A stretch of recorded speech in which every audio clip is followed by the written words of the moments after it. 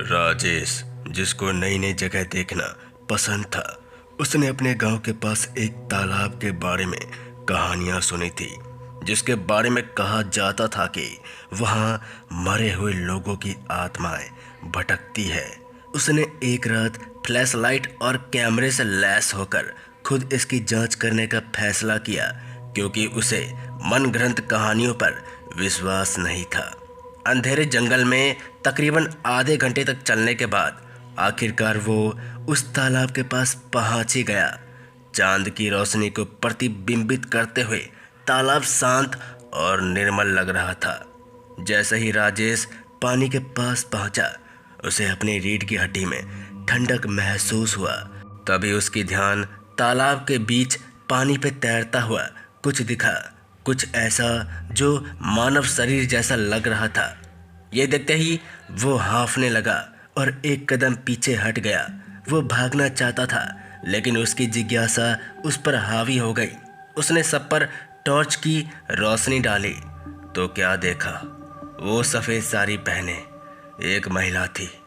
उसका चेहरा पीला पड़ गया था और उसकी आंखें, लाल लाल आंखें, उसे घूर रही थी। उसकी गर्दन पर बहुत ज़्यादा जख्म था, जिससे खून पानी में टपक रहा था। ये देखते ही राजेश डर गया। उसे आश्चर्य हुआ कि वो कौन थी और उसकी मृत्यु कैसे हुई। उसने अपना कैमरा निकाला और उसकी एक तस्वीर खींच ली। उसने सोचा कि वो इसे पुलिस को दिखा सकता है और रहस्य को सुलझाने में मदद कर सकता है। जिसके बाद वो घूमा और जल्द से जल्द अपने गांव पहुंचने की उम्मीद में वापस जंगल की ओर भागा। उसने इस बात पर ध्यान नहीं दिया कि वो जब भाग रहा था तो महिला की नजरें उसका पीछा कर रही थी।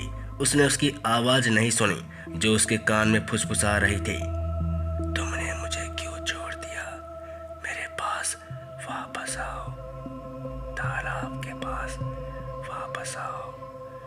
ऐसी आवाजों को उसने नजरअंदाज कर दिया।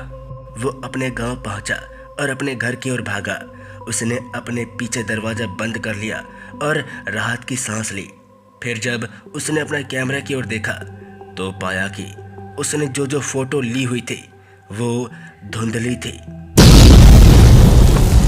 अब उस महिला का चेहरा नहीं था, जिससे उसका रहस्य शायद कोई नहीं जान पाएगा, शायद कोई भी गांव वाला नहीं। उसे निराश और हताशा का एहसास हुआ। उसने तस्वीर हटा दी और पूरी बात भूलने का फैसला किया। तो दोस्तों, ये थी राजेश जी की भेजी हुई खौफनाक कहानी, जिसे सुनकर कोई भी डर जाए। मिलते हैं ऐसी कहानी के साथ। तब तक के लिए जय हिंद, जय भारत, जय श्री राम।